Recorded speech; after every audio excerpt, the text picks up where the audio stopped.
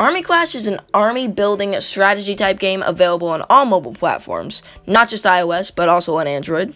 You can build, upgrade, and move around your troops and army to face enemy armies. There are 7 different kinds of troops: the soldier, the archer, the spearman, the magician, the big soldier, the bomber, and the axeman, and they all serve different purposes. So I really like the variety that they have there.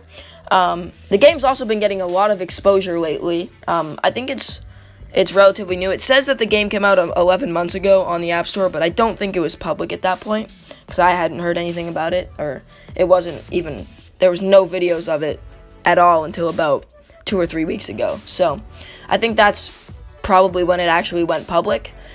But it's been getting a bunch of new players because it's been number 3 and number 1 on strategy for a few days. So it has about 20,000 reviews now, and it still has a very good score of 4.5 stars.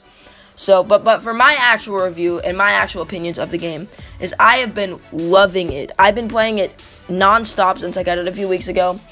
I don't think you can see it in the gameplay, but I'm already past level 2,000. And I've always kind of loved games where you can upgrade armies and troops and stuff like that. I used to be like a Clash of Clans and Clash Royale fanatic, and I used to play those all the time. And this game does the army and upgrading stuff very, very well. And I also like the strategy that they kind of add in. I like the feature where you have to aim for your troops with the arrow, where if you don't hit a good shot with the arrow in the red or near it, your troops don't do well. So I really like how you have to be kind of more precise with it. But with all that said, of course, as any game would, it has some flaws. The first and probably most apparent one that you're gonna get when you first kind of just start playing is the ads. It's a free game, so I understand why there are ads, as they need to make money, but they are pretty damn frequent. I mean, like, after one battle, I think an ad comes up, which is definitely a lot.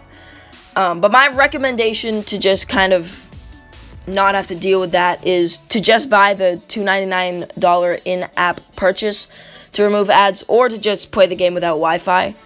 I personally bought the $2.99 in-app purchase just to get rid of ads. I think it's worth it. If you're gonna plan on playing this game a lot, it's definitely worth it.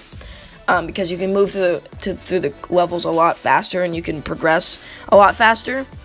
But number 2, and probably the one that is the biggest problem right now, is that currently you can only have 49 spaces for your troops. So that means that once you get 49 spaces, you can't buy any more, you can't get any more troops once they're all filled up. And my big problem right now is the fact that a bunch of my troops in the back aren't fully leveled up because I can't level them up because I can't get any more troops. So that's definitely something right now that is an issue.